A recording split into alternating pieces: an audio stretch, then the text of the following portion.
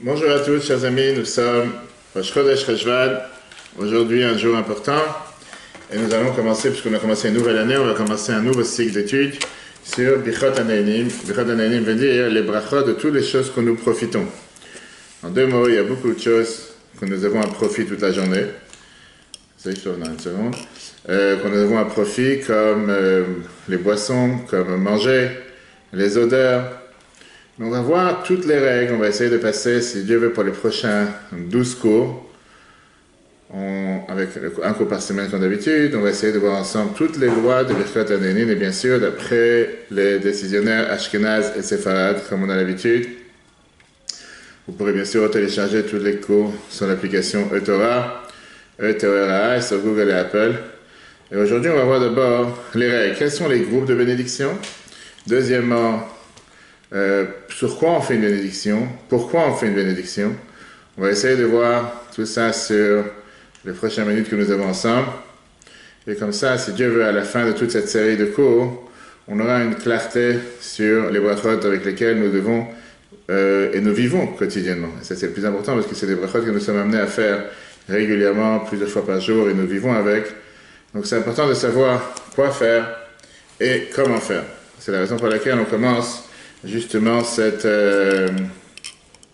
série de cours pour Birchot Haneinim qui sont les brachot du profit, les brachot que nous avons à profit. Justement, c'est ce qu'on va parler aujourd'hui. On va voir quand est-ce qu'on fait une bracha, quand est-ce qu'on ne doit pas faire une bénédiction, pourquoi nous faisons des brachot, brachot avant manger, brachot après manger, avant une mitzvah, après une mitzvah. Prenons d'abord la base. La base, elle est que dans la Torah, on a dans la vie d'un juif, dans tout l'ordre de la journée, dans tout le cycle de la vie, elle est pleine de différentes bénédictions avec lesquelles on doit bénir et remercier Dieu.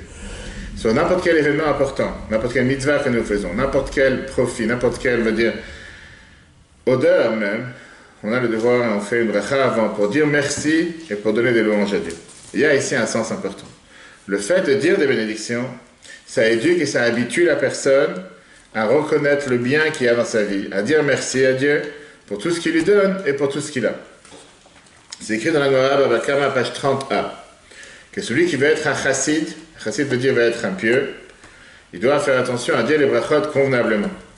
Pourquoi? Parce que quand on bénit Dieu dans n'importe quel domaine et n'importe quelle étape que nous avons dans la vie, on renforce le lien quotidien que nous avons avec Dieu et nous ressentons sa présence de manière pas seulement physique, mais surtout de manière continuelle. Il y a plusieurs groupes de brachot. Il y a les groupes de brachot qui sont trois catégories. Première catégorie, c'est les brachot des mitzvot. C'est-à-dire, avant n'importe quelle mitzvah, nous avons l'habitude de faire une bracha avant cette mitzvah. Et on va rentrer après dans les détails, bien sûr, dans les prochains cours. Après, il y a ce qu'on appelle les brachot de remerciement et de reconnaissance. Ça, c'est les brachot qu'on remercie Dieu sur différentes choses, comme par exemple les arbres qu'on a l'habitude de faire au mois de Nissan, sur les arbres qui ont commencé à fleurir. Quand tu as acheté une nouvelle maison, quand quelqu'un a eu un enfant, etc. Et après, il y a ce qu'on appelle les Birchot Haneinim, les brachot du profit. C'est les brachot qu'on remercie Dieu avec un certain profit, qu'on profite du monde de Dieu. Manger, boire, bonne odeur, etc. Sur les brachot Haneinim, les bénédictions de profit, la Gemara le dit, qui sont faits justement pour remercier Dieu sur la permission qu'il nous a donnée de pouvoir profiter de ce qui lui appartient et de profiter de ce qu'il y a dans ce monde. Ainsi dit la Gemara, brachot, page 35a. Plus que ça, les Chachamim nous disent que tout celui qui profite de ce monde, celui qui profite de ce monde sans faire de bénédiction, c'est comme si Dieu nous en préserve, il vole de Dieu. Dans cette série de cours, si Dieu veut, comme j'ai dit tout à l'heure, cette série de 10 cours, on va apprendre des ilchot de Birkat Haneinim sur manger et boire. Et on va bien sûr parler d'abord sur tout ce qui sont les premières brachas. Première bracha, puisqu'on sait très bien qu'il y a bracha rishona et bracha acharona. Première bracha et dernière bracha. On parle ici bien sûr, la bracha, parce qu'on parle de manger, on parle des brachot qu'il faut manger. La bracha qu'il faut, les brachot qu'on fait avant manger. On sait très bien aussi qu'avant les brachot avant manger, il y a aussi les brachot qu'on fait après manger. Comme le Birkat Hamazon sur le pain, comme la bracha qui est appelée Me'en Shalosh, qui est un abrégé de 3 bénédictions. On va expliquer ce que ça veut dire, qui est appelé Ala Michia, sur tout ce qui est les gâteaux, sur tout ce qui est les fruits d'Israël et tout ce qui est le vin. Et la bracha de Boré Nefashot, mais ça, c'est pas ce qu'on va parler aujourd'hui. Mais avant de rentrer dans les détails des brachot, je voudrais d'abord qu'on rentre et qu'on commence à voir ensemble un débat halachique, un débat dans la Gemara très intéressant. Un débat dans la Gemara qui vient et qui te dit, est-ce que l'obligation de faire des brachot, c'est une obligation minatora ou midrabanan? Qui veut dire, est-ce que c'est une obligation de la Torah de faire une bracha, ou bien c'est une obligation que les chachamim ont donnée? Est-ce que tu l'as cette page? Alors cette page tu l'as pas. Non, non. Ça c'est un oral. Les brachot que la Torah nous a demandé de faire, on le dit dans le Birkat, dans la paracha Ekev, le verset de la Torah, Chumash, Ekev, chapitre 8, verset 10, Ve'achalta, ve'savata, ou ve'rachta. Tu mangeras, tu seras rassasié, et tu vas quoi? Et tu vas faire la bénédiction. Cette bracha, on parle bien sûr d'une bracha qui est faite après manger, pas une bracha qui est faite avant manger. Où est l'obligation de faire une bracha avant manger?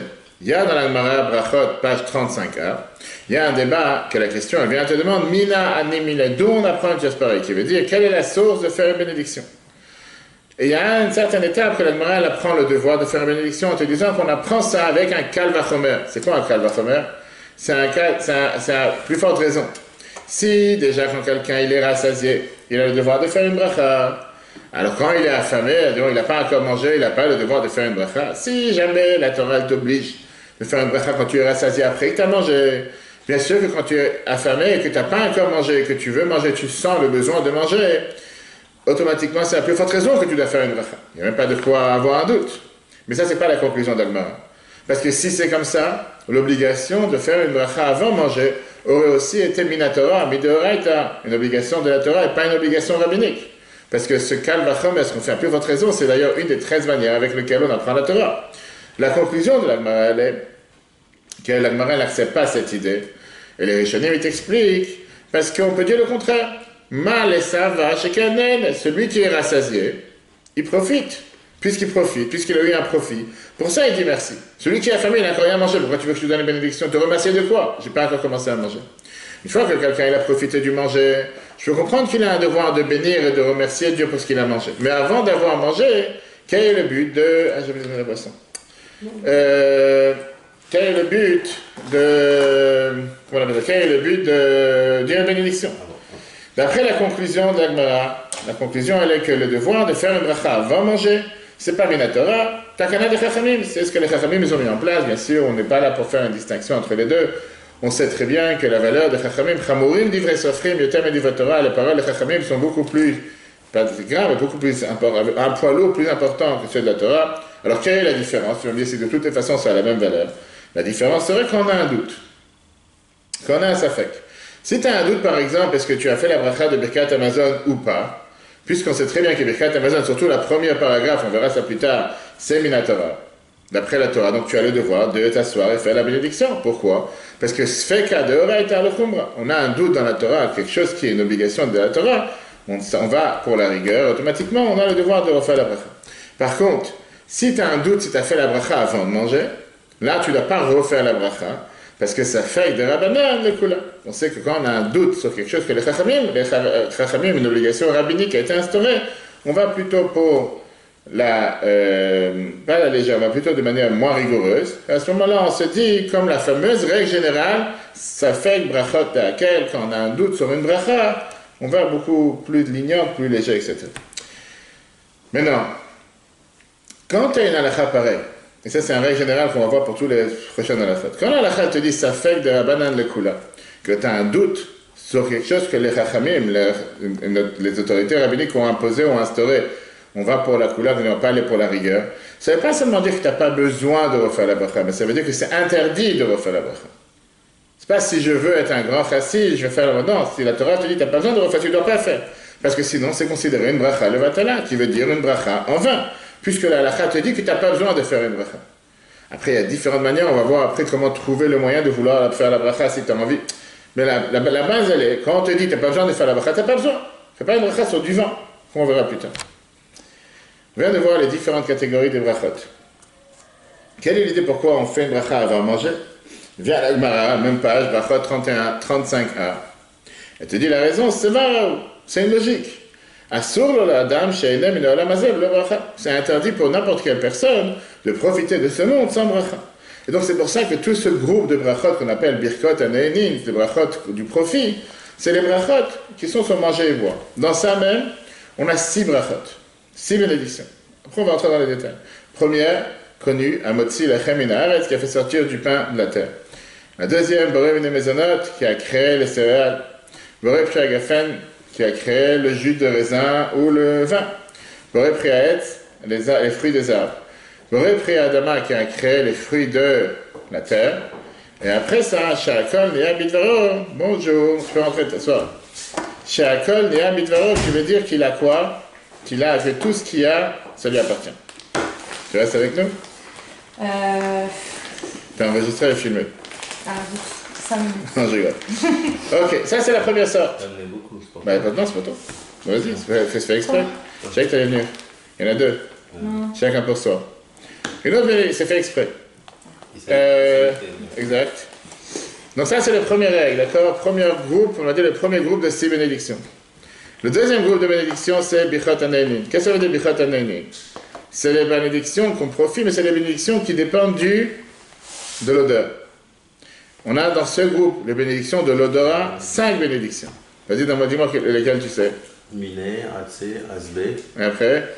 Celui-là. Vas-y, on continue. Alors le premier c'est Boré Atsé Bessamim, celui qui a créé les bois qui ont une bonne odeur. On verra après les différences sur quoi on fait quoi. Boré Esbe Bessamim, qui sont les herbes. Mine Bessamim, les sortes de différents parfums. Anoten Re'ach Tov Baperot, celui qui donne une bonne odeur dans les fruits. Et Boré Shemen Arev, une huile parfumée. Après, on verra très clairement aujourd'hui que tous les parfums que ta femme aimait ou que tu mets n'ont aucune bracha à faire dessus. Pourquoi? Ils ne sont pas naturels. Parce que exactement, c'est du chimique, ça n'a rien de réel. Ok, à part les brachot anaïnim, on a aussi, tu veux t'asseoir ici, tu veux te ranger. On a des autres types de brachot, comme on a vu. À part les brachot qu'on profite, on a les brachot qui sont 2 autres groupes. Birkot à mitzvot, les brachot des mitzvot, les brachot qu'on fait sur une mitzvah.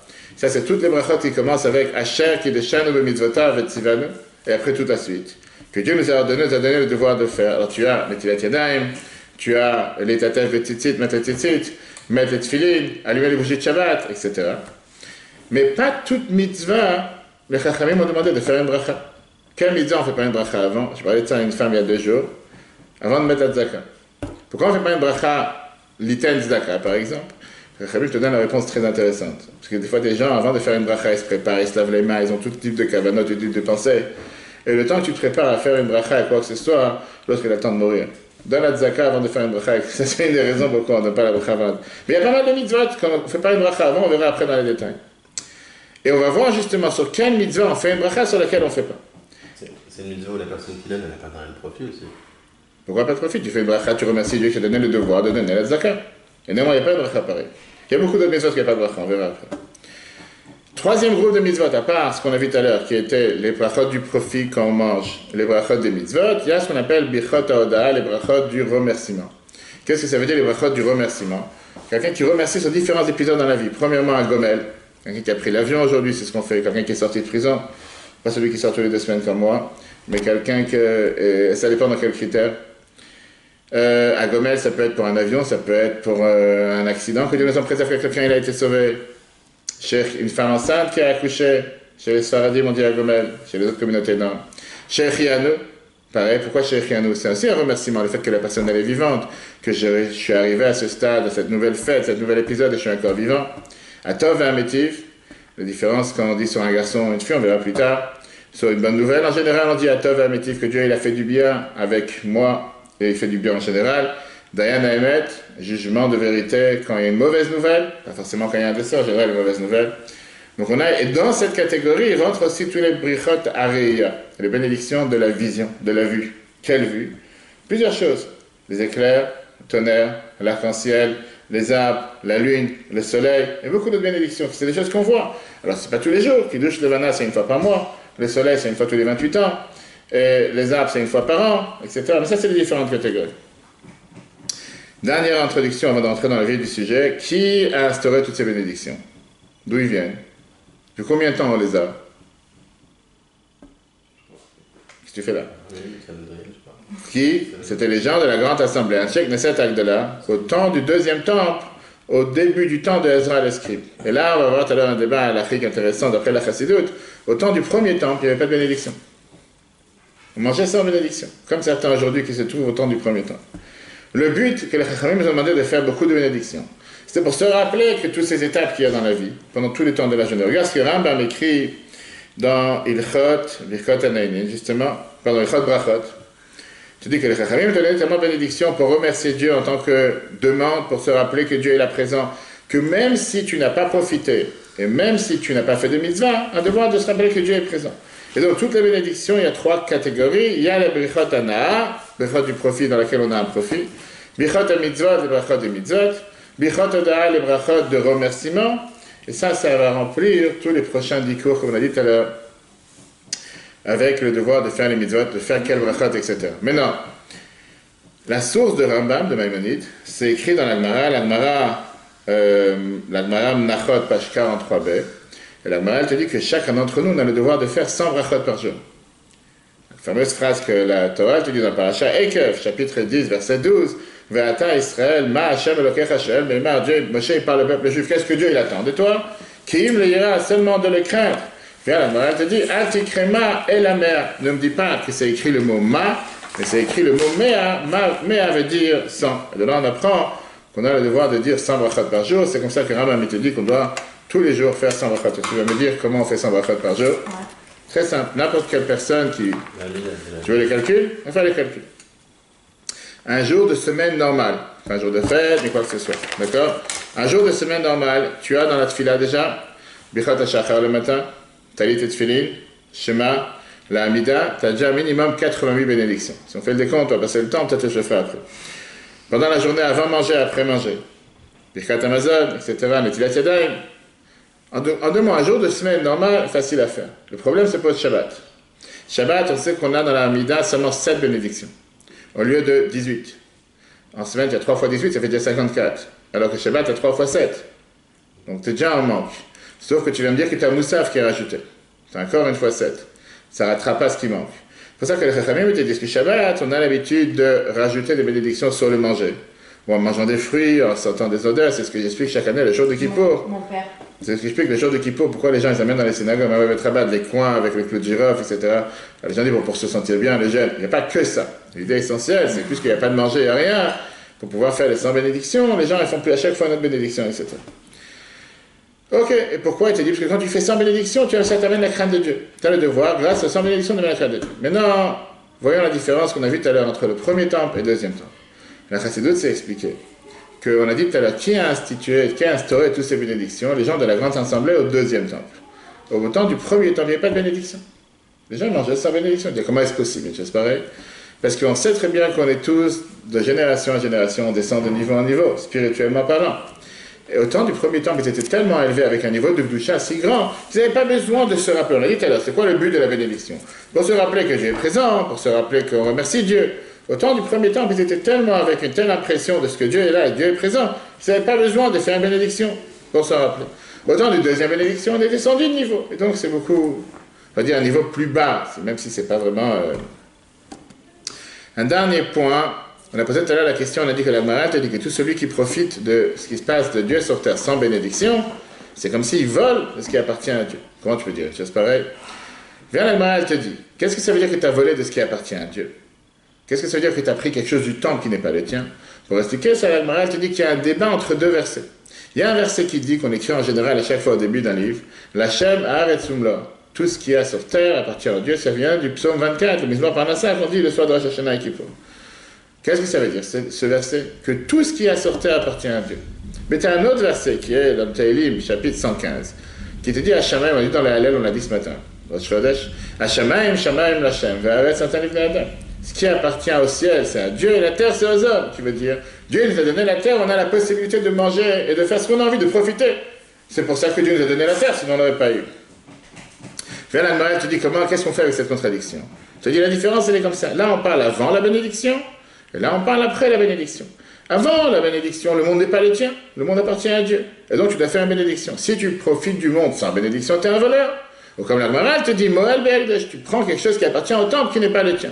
Après la bénédiction, puisque tu as reconnu que ça appartient à Dieu, arrête, Nathan, livnei adam, Dieu t'a donné la terre pour pouvoir en profiter. La Chassidut te demande, le Rabbi pose cette question. Quelle est la logique derrière? En quoi le fait que tu as fait une bracha, maintenant tu n'es plus un voleur? Une des deux. Si ça appartient à Dieu, comment tu en profites? Parce que tu as fait une bracha, Baruch Ata Hashem, peu importe quelle bracha, maintenant ça devient le tien. Quelle est la logique derrière? Le Rabbi te dit comme ça. C'est quoi l'idée d'une bracha? Quand tu fais une bénédiction, tu es en train de reconnaître que Dieu est le patron du monde. Qu'est-ce que tu dis dans une bénédiction? Elokeinu, melech haolam. Tu reconnais que c'est lui le patron. Donc c'est comme si tu acceptes que lui il est maintenant patron, et donc lui le patron, en tant que ses serviteurs, un serviteur du roi, il peut profiter. C'est comme n'importe quel boulanger qui peut manger de ce qui se passe dans la boulangerie en mesure normale. C'est comme n'importe quel chef cuisinier, il peut manger de ce qu'il a cuisiné aussi, une fois qu'il a servi tous les autres, etc., etc., etc. Donc c'est la même chose, je reconnais que le monde appartient à Dieu. Une fois que j'ai reconnu que le monde appartient à Dieu, maintenant je vais en profiter. C'est la raison pour laquelle, une fois que tu as fait une bénédiction, tu peux en profiter. Clair? Ça, c'était l'introduction. Question? Question? Ok, maintenant passons au premier siman. Viens les Chachamim dans l'Agmara Brachot, on a dit tout à l'heure, page 35a, et te disent que Asur la Adam Sheyene Me'olam Hazeh B'lo Bracha. Une règle générale, une personne n'a pas le droit de profiter quoi que ce soit de ce monde sans bénédiction. Quand on te dit quoi que ce soit, ça veut dire quoi que ce soit. Ça veut dire même rien. Même rien. C'est pour ça que sur chaque chose qu'on mange et qu'on boit, même si tu manges et tu bois 1 gramme, 1 goutte, tu dois faire une bénédiction. Cette halakha, bien sûr, est valable seulement pour la première bénédiction, bracha rishona.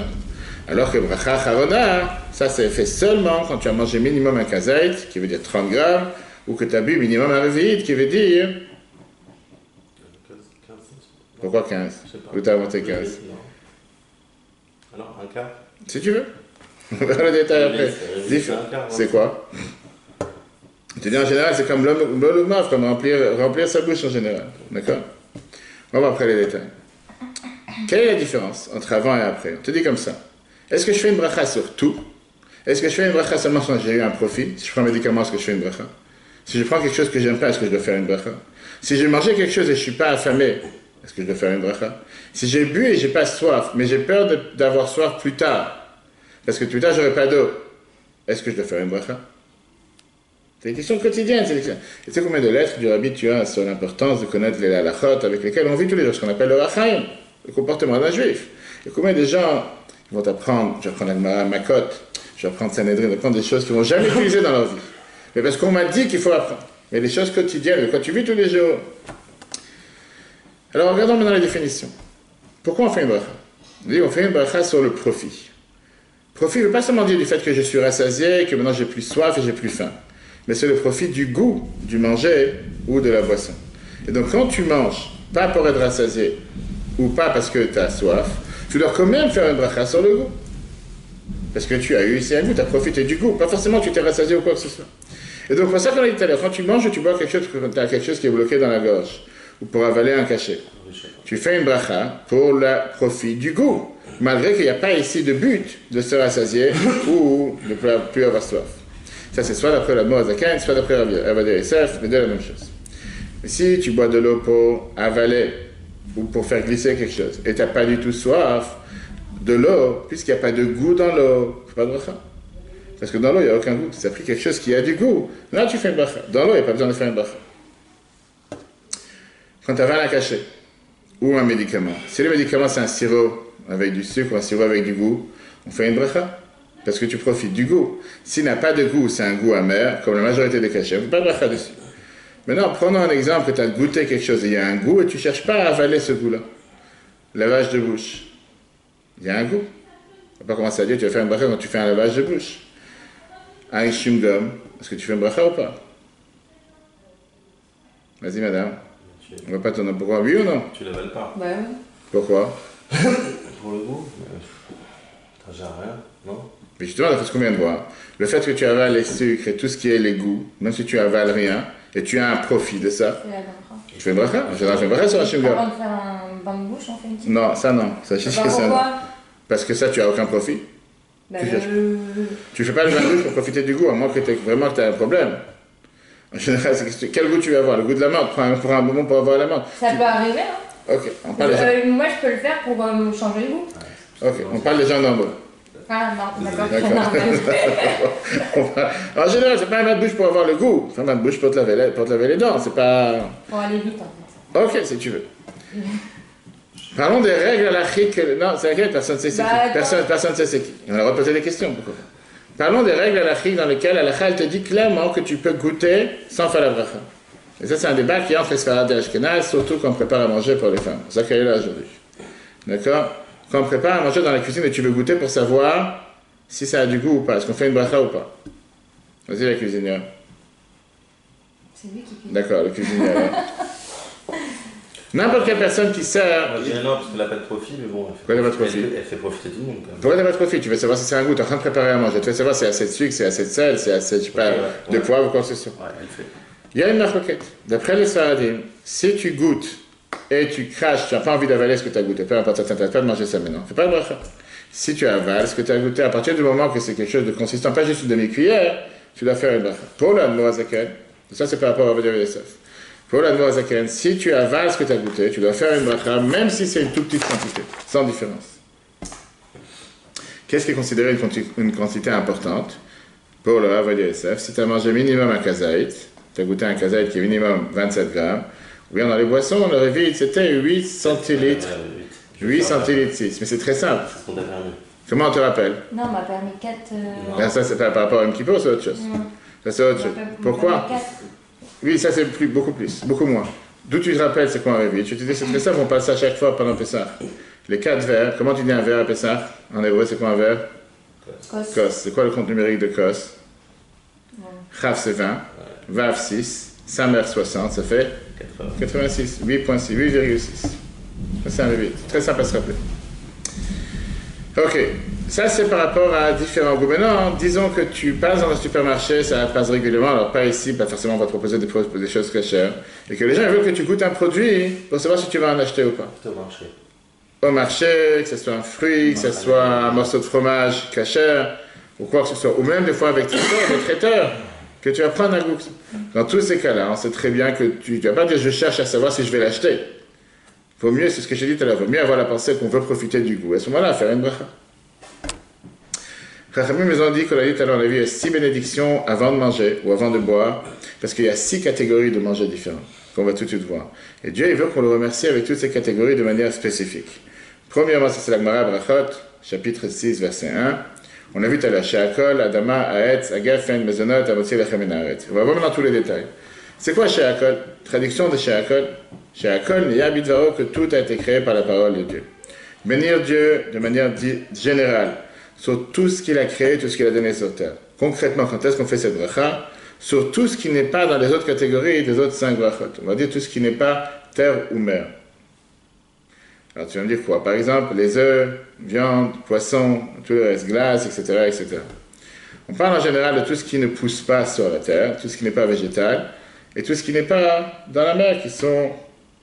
Qu'est-ce qu'il y a dans la mer qui n'est pas Sheakol? Qu'est-ce qu'il y a dans la mer qui n'est pas Sheakol? Toi, je dis une bêtise, tu réfléchis pas. Depuis tout à l'heure. Un poisson, c'est Sheakol ou pas? Ouais. Qu'est-ce qu'il y a dans la mer qui ne peut pas être Sheakol? Les algues, c'est Sheakol ou pas? Les algues, c'est quoi? Les algues, c'est arrête. Non. Ça pousse sur un arbre? Non, Adama. Adama, pourquoi ça serait Adama? Je pense à Adama. Ça pousse sur la terre? Sa sculpture, ouais, ça se... Ok, je prends une question, on va après les réponses. On a eu un débat pendant ce code justement avec les invités. Les dates, c'est quoi? Les dates? C'est un arbre. Cœur de palmier? Bon, les exceptions, je pense. C'est quoi les cœurs de palmier? C'est quoi? Oui, mais c'est un arbre ou c'est pas un arbre? C'est l'arbre. Non, mais c'est l'arbre. Et l'arbre, le tronc, il sort de la terre. Très bien. Et le fruit, il sort aussi de la terre? Et le fruit, non, il sort de l'arbre. Ah d'accord. Alors, quelle différence de dis-moi dans la bracha? C'est que le cœur de palmier, tu le manges parce que tu manges l'arbre qui sort de la terre. Tandis que la date, tu la manges, elle vient de l'arbre fruitier. Concrètement, c'est quoi les brachot?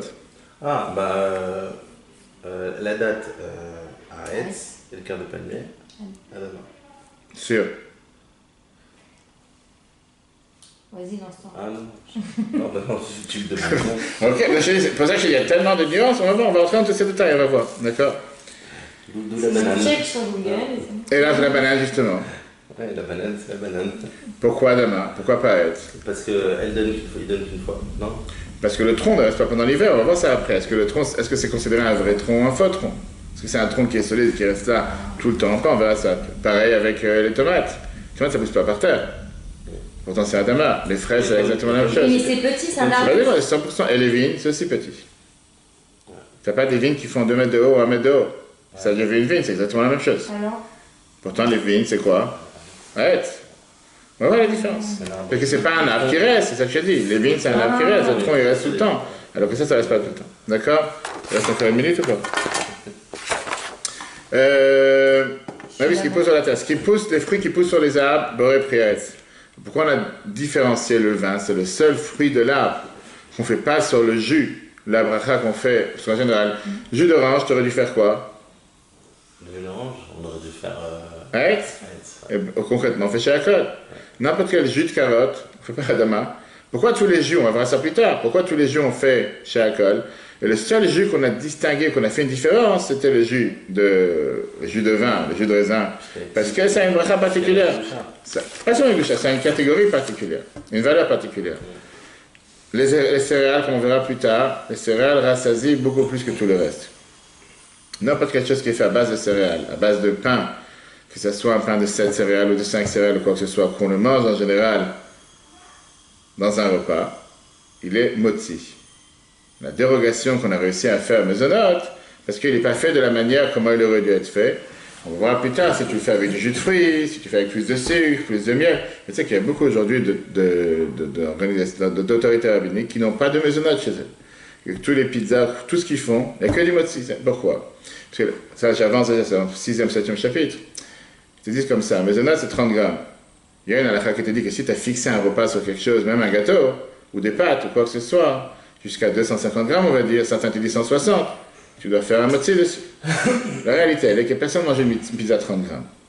Après, ça dépend si tu inclus la pizza, la pâte seulement, avec tout ce qui vient avec, ou le reste, ça on verra ça plus tard. Ça, c'est les brachot générales. Comme je te dis, on verra après les différentes catégories entre bananes, si c'est un fruit ou un légume. Les gâteaux au chocolat, par exemple, ou les gâteaux aux fruits. Est-ce que tu cherches le fruit ou tu cherches le gâteau? Tarte aux fraises, très bien. Les gens vont te dire, moi, je n'aurais pas pris cette tarte aux fraises s'il n'y aurait pas eu les fraises. Je ne suis pas intéressé à manger du gâteau ici. Je suis intéressé à manger des fraises. C'est une tarte, ça, c'est les repas. Qu'est-ce que tu cherches avec la tarte aux fraises? Tu cherches à manger quoi? Non, d'accord, mais. Dis-moi. Le sucré d'un gâteau déjà, avant. Après un gâteau normal, pourquoi tu prends une tarte aux fraises? Et après, ça reste une tarte. Très bien, mais concrètement, il y a combien, quand tu prends en quantité, il y a combien de bases de fraises, combien de bases de gâteaux? Et donc, on verra ça plus tard. Pareil quand tu as les mousses au chocolat. Combien de gâteaux tu as dedans? Tu as peut-être la dernière feuille, le socle et un corps, alors que tout le reste, c'est 95%, c'est des chocolats. Il y a pas mal de détails comme ça, on va rentrer dans l'étape plus tard. Quelle différence entre un pain maisonnote et un pain normal? Tout ça, on verra si Dieu veut dans le chapitre si Dieu veut la semaine prochaine, mardi prochain. En attendant, le cours sera en replay sur l'application eTorah, sur Google et Apple. Très bonne journée à tous. Chodesh Tov. Et si Dieu veut, que des bonnes nouvelles. N'oubliez pas d'écouter le merveilleux cours qu'on a vu hier soir, Maître Telmori sur la paracha de Noach, la valeur d'une bonne parole. Pourquoi la Torah a donné tellement de louanges à Noach alors que ce n'était pas un si grand tzaddik? Combien avec une bonne parole on peut tellement renforcer les gens, et combien avec une mauvaise parole parfois on peut détruire une personne. Revoyez le cours sur eTorah comme on a parlé hier soir. Maintenant,